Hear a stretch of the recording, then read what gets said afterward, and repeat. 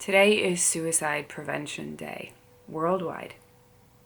Every 40 seconds, somebody takes their lives by suicide in the world. Every 40 seconds. This was an important episode for me to do. This is Keenan. He's like a brother to me.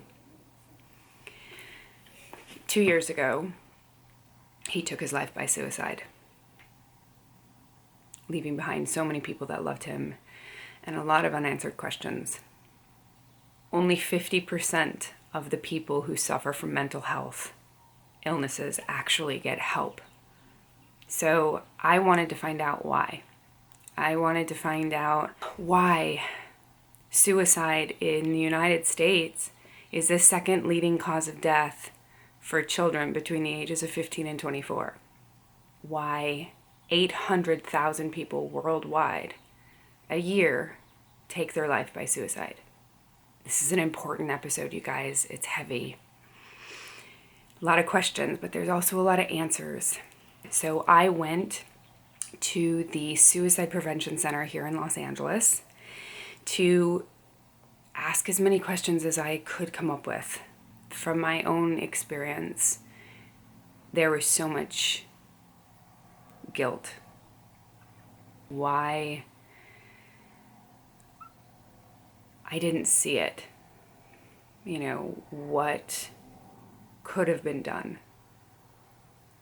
Anger, frustration, sadness, and then loss. The most important thing that I learned in this interview that you're about to see, a lot of things, but one of the most important things is to talk about suicide. We have to talk about suicide because that is how you help people, and also by saying people's names.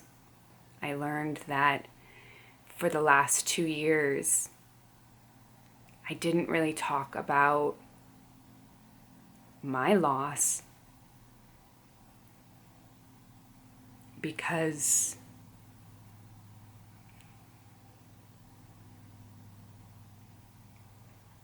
too many questions. And so you're supposed to say their names. So this episode is for all of you because I love you. I'm here. We're all here for each other. Nobody's alone. There is help. There is help if you are contemplating suicide. There is help if you know someone who is contemplating suicide. And there is help if you are left behind. So the most important thing I learned is that we say their names. So this episode is for all of you, but this one is for my brother Keenan.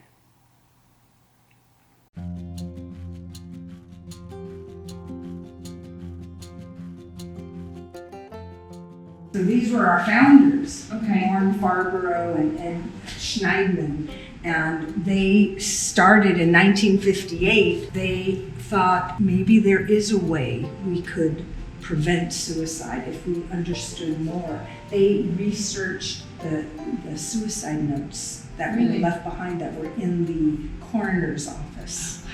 That's how it started. They were both doctors. Yeah, and it turned out when they started the hotline, it was just them and their wives, in the garage answering phones. And then after Marilyn Monroe's death, when it was ruled a possible suicide, all of a sudden calls started flooding in. And so then they decided they needed to go to 24 hours. Yeah. And so they had to train people how to answer the phones. Right. So now, all these years later, we have 200 trained volunteers that each one is trained for at least 96 hours of training. Wow. And they answer the phone around the clock. Our doors are never closed. We always have our suicide prevention counselors here. Now, do you think the suicide of Marilyn Monroe allowed people to know that it wasn't something to be ashamed of? Or do you think that it potentially inspired people? I'm not sure about the Marilyn Monroe case, but there are many other cases where it has been shown that the way the media would cover a suicide can have an impact on increasing suicide rates. After Robin Williams died, his method was widely publicized. The numbers of suicide using that method went up. But the thing was, back then, when Marilyn Monroe died, it was taboo. And that's been the case for a really long time, which is why we thought it was so important to put Suicide Prevention Center on the outside of the building. But we don't know of any other standalone suicide prevention center that has the name on the outside of the building where people can say, oh, there's a place maybe I can go. And you see it. You drive by and it catches your eye. I think that it jumped out at me because you don't see the words a lot out in public. One woman said she was ready to just walk into traffic and end her life unless she saw a sign from God. And then she saw our sign. And so then that became her sign. And she came in, we had counselors talk to her, she went to the hospital. She was able to choose life because of our sign. That's beautiful. And I just want to tell you one thing. It's not, everybody does this. We all say commit. We're trying to train everyone not to say commit. And here's why. The word commit, well, what do you commit? You commit sins. You get committed to jail. You get committed to a penitentiary. We're trying to use the word died by a little more neutral because of the history. So died by suicide or attempted suicide. We don't want to define people by either one act that they might come to regret.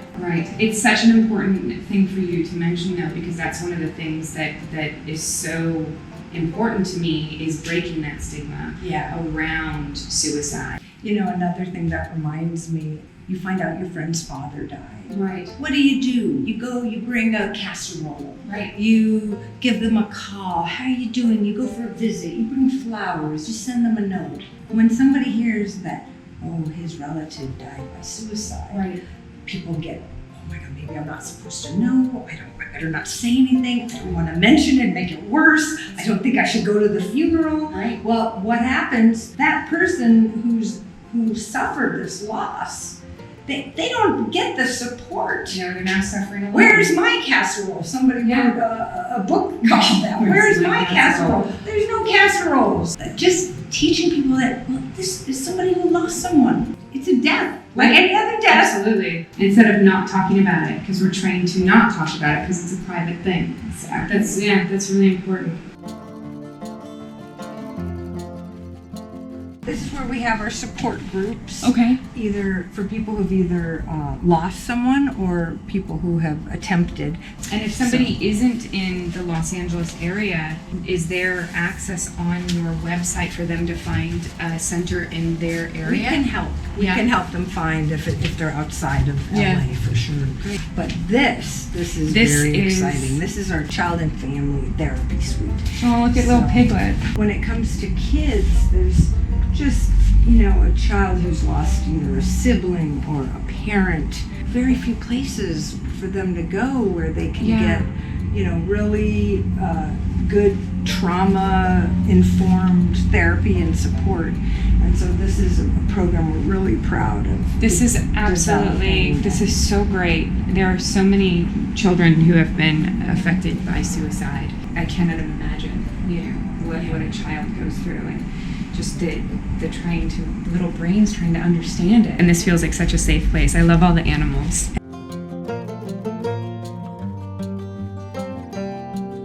So one of the things that you had mentioned was that someone being at risk is different than showing warning signs. And I'd love for you to touch on that, because that was, to me, it was an aha moment of, oh, right. It does make sense that those are two very different things. Can you talk a bit about being at risk and warning signs? Sure. Well, there are a lot of things that can put a person at risk. If you have lost someone to suicide, especially someone close to you, if you have a mental health condition, like depression, bipolar disorder, if you have a family history of suicide, if you're under prolonged stress. Sometimes people can be pushed to a place of feeling very hopeless. Right. Anything that can push a person to that place, maybe Right. financial problems, relationship problems can do Right. that. If you are using a lot of drugs and Absolutely. alcohol, it clouds judgment. Yeah. That can create risk factors. Right. And if a person has more than one of those, does it just increase the risk even more? It sort of Sure. compounds on itself.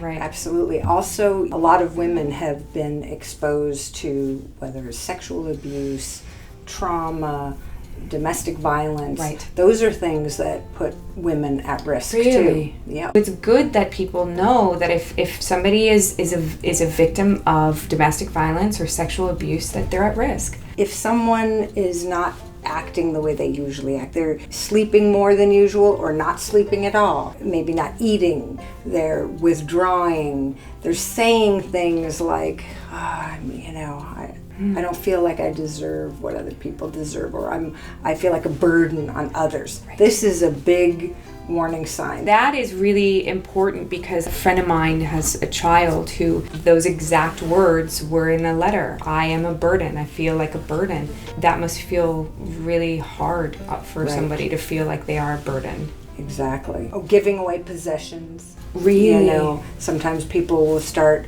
all of a sudden they're giving like their favorite things away. That's a Right. sign. Or, making wills. I mean, there's a time in life when that makes sense, but Yeah. there's sometimes when maybe that seems a little odd. Why is that person Right. making a will right now? Right.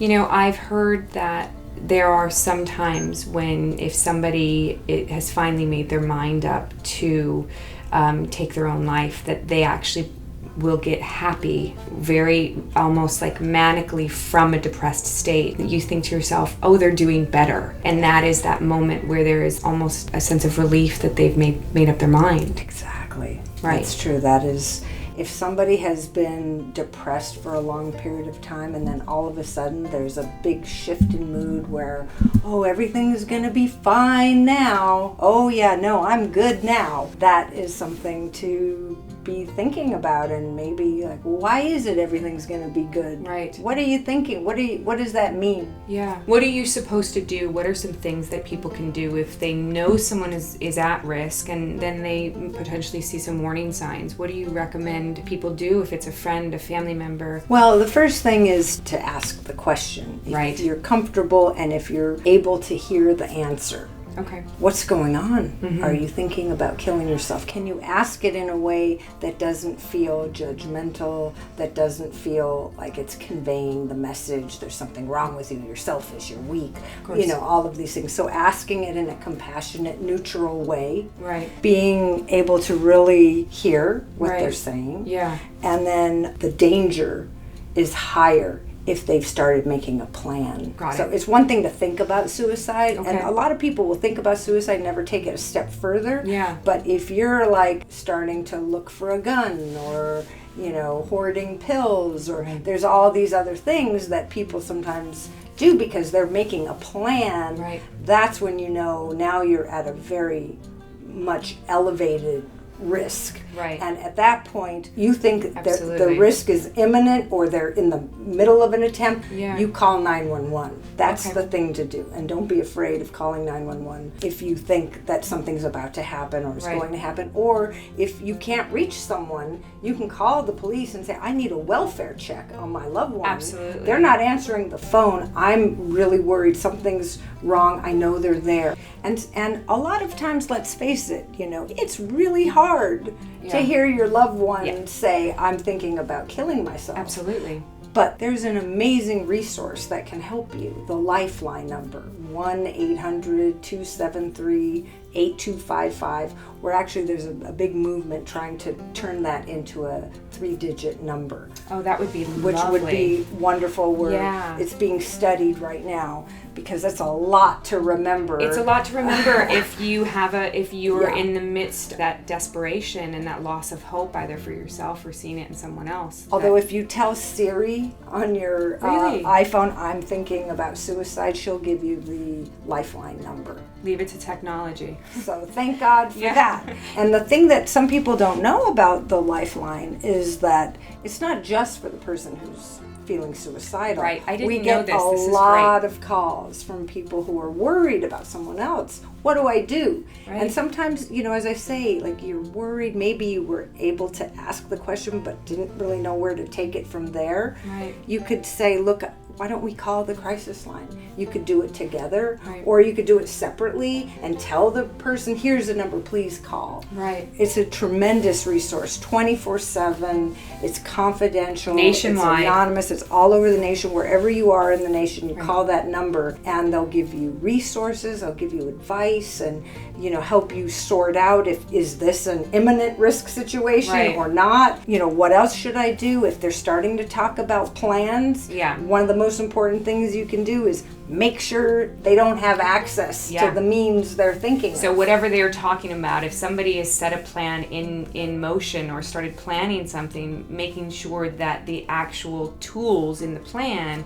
are not at their disposal is important. So if it's a gun, that you take the gun. Got it. If it's, whatever If it it's is. pills, you Right. get them out of the house. Whatever. Exactly. Right. Okay. If I know that somebody is suicidal, what should I not do? One thing that's really important is, and especially for teens, younger people, a lot of times teens will tell their friend, I'm going to tell you this, but don't tell anyone. Swear you won't tell anyone. Right. Now that kid who's got that knowledge doesn't want to betray their friend. Right. But we really try to teach them, look, it's better to have your friend mad at you and alive than to not say anything and they're dead. And that's true for adults too. I was just going to say, in a world where communication is suffering right now, that is probably true for everyone. You need to involve people who can help, because no one person can do it alone. And especially if you're not in the same vicinity, or if you're not able to go over there. Look, somebody who's suicidal and is really seriously making Right. plans should not be left alone. Right. And if you can't be there, or maybe you don't even know the person that well, Yeah. you got to let people know so that they can Right. get there. And don't take it lightly. If somebody says it, I was just feeling that way, and I'm Right. upset that you took it so seriously. Well, you know what? Suicide is not something we can take lightly. No, absolutely. And even if the person changes their mind, they're not, well, okay, it's important for them to know that if they're seriously thinking and talking about suicide, something's going to happen, Yeah. One of the things that has been so sort of striking for me is why this is becoming so seemingly prevalent in young adults and teenagers and young children, 11, 12 years old. Well, I don't think we can ignore the impact of social media.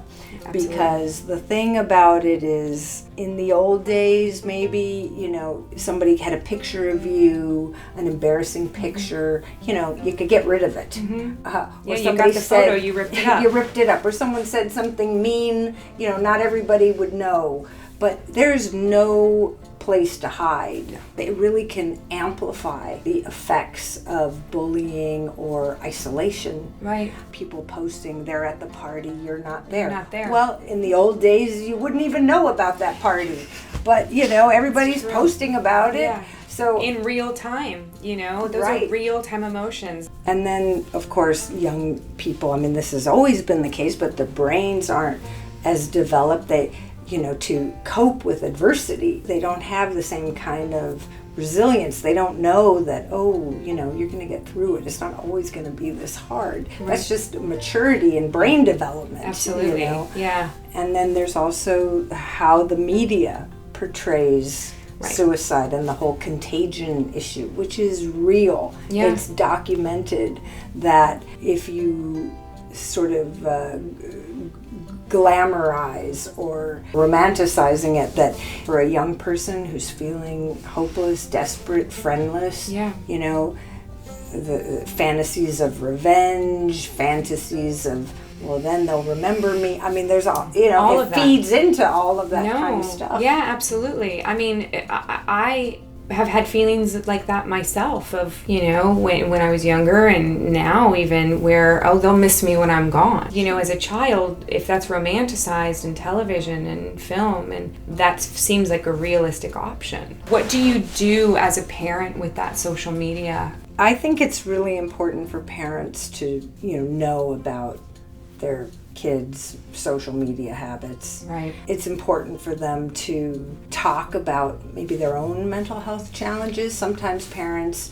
don't ever want to share that with their kids, and their kids look at them as, they're impervious, their lives are so great, and I'll never be able to live up to my dad's success or mom's success, and they don't know what the struggles really are because parents are trying to protect them. But that's, I think, important, being able to have conversations with your kid, which is really hard for a lot of parents most of the time, most of us as parents. The other thing that's really important for parents is knowing the warning signs. Are they different for a child than they are for adults, those warning signs, or are they very similar? Well, one of the reasons you want to kind of know about your kids' social media is that a lot of kids, will put little warning signs on their social media.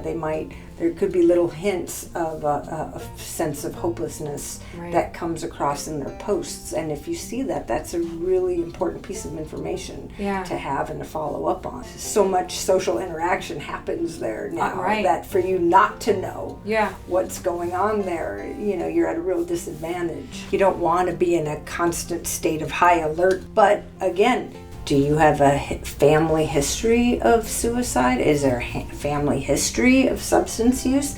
If there is, there's a chance your kid's going to have that too. And that's when those risk factors come in. Those risk factors, and then you need to be a little more vigilant or thoughtful, or maybe you need to monitor things a little more than you would otherwise. Right. So the next thing I want to talk about that is really, hard to talk about is that if now somebody has taken their life by suicide, what resources are available for those people? If there is that feeling of guilt, I know when my friend took his life, there was a tremendous amount of guilt. There was, I should have called him more. I should have done this. There had to have been warning signs. How did I miss this? What do we do now? What do you do for those people? What resources are available for those people? Well, all the things you just described are so common, and everybody who's lost someone to suicide goes through some version of that. The guilt, the feelings of responsibility. If only I could, go back and do something differently. It's a very painful healing process to get to a place of being able to realize that, it isn't your fault. You did the best you could. You didn't know. And we can try to be there for people, but there are things we can't control. I think personally that, things happen in life. We want to think we could make a difference because it helps us. We want to feel like we have more control over things than we do. But some things truly we don't have control over. And what I really recommend is that somebody who has lost someone, these are very normal feelings, and it's painful. And especially if you're a parent or a spouse, no matter whatever your relationship is, it is awful. And there's really pretty much only one place you can find relief, and that's in the company of other people who've experienced that loss. They get it. We have our support groups. We get parents of teens, we get brothers, sisters, spouses. They meet for 8 weeks, and we have them all over Southern California. And what they get out of that is the ability to heal, to see other people who are farther along on the path. It gives them hope. That you're not always as awful as it feels, that guilt, that feeling that I lost him, I did something wrong. That does change over time as you get more distance on it. It's a very hard process. And then for some people, and especially, the other thing about suicide loss, depending on, there can be trauma involved for the survivor finding your child dead, however it happens. That is an image that people live over and over and over. And so sometimes, support groups aren't quite enough. They need therapy to help cope with that kind of trauma. So I think the support groups, that sense of community therapy, and people that really understand what they're going through is important. There is a relief in that. I wanted to talk about those judgments that we place on people that are contemplating suicide. Or people who have attempted. Yeah. One of the things that they'll say is that people will have responses like, "Oh, that was so selfish," or "How could you do that people to your say family?" It all the time. They do, or they say it amongst each other. Can you believe? Or even about somebody who did die by suicide. And partly there's anger about it, and so they were selfish, they were weak. I remember one story of a woman whose father died by suicide. And her mother never told her. She thought it was a heart attack, and she didn't find out for 10 years. And the mother was horrified when she started telling people about it. And she said, "Nobody will marry you Oh my gosh. if they know that you had a father who died by suicide." Wow.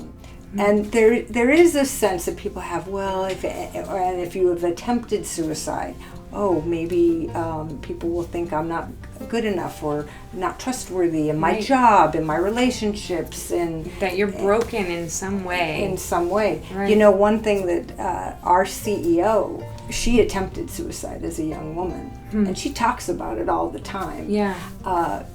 She's running this agency. She went on to have a great life, but she did actually attempt suicide twice, actually. Yeah. And so, the message being that it doesn't mean you can't heal, you can't get better, you can't have a good life. Right. I myself thought about suicide seriously enough that I called the hotline when I was 14. I wanted to touch on this. You mentioned that you had called the hotline. Tell me a bit about that. You seem to have a lot of experience with suicide in your life. Yeah, well, I was 14 years old, and I was looking for a rope.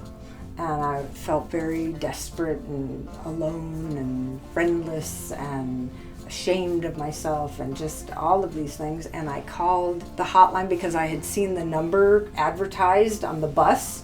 Right. And I called, and a woman talked to me for about an hour and a half. And I'll tell you, it was the first time in my life at that point that I felt like, wow, maybe I'm not as bad as I think. Maybe I could have a good life, or that there's some hope, for me. That's interesting that a 14-year-old would think that there's no hope. Right. Yeah. Right.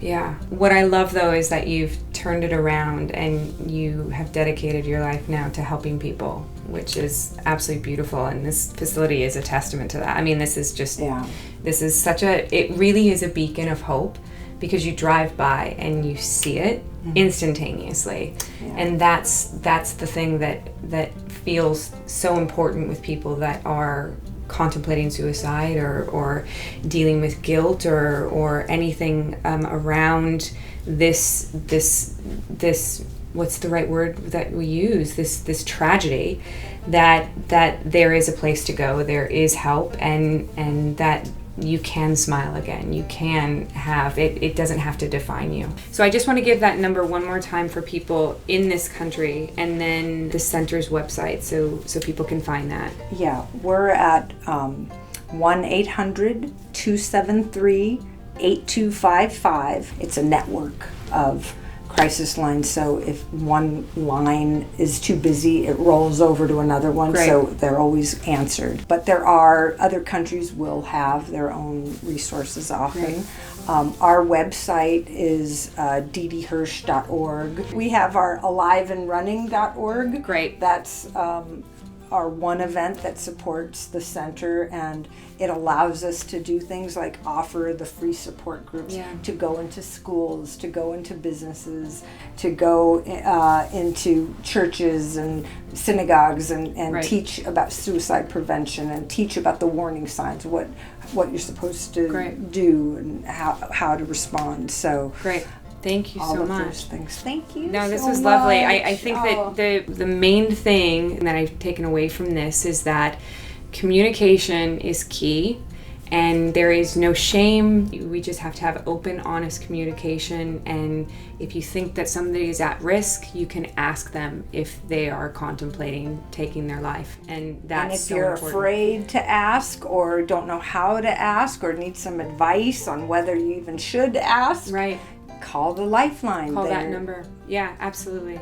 Thank you so much. This was Thank lovely. I really appreciate your time. Thank you. So much.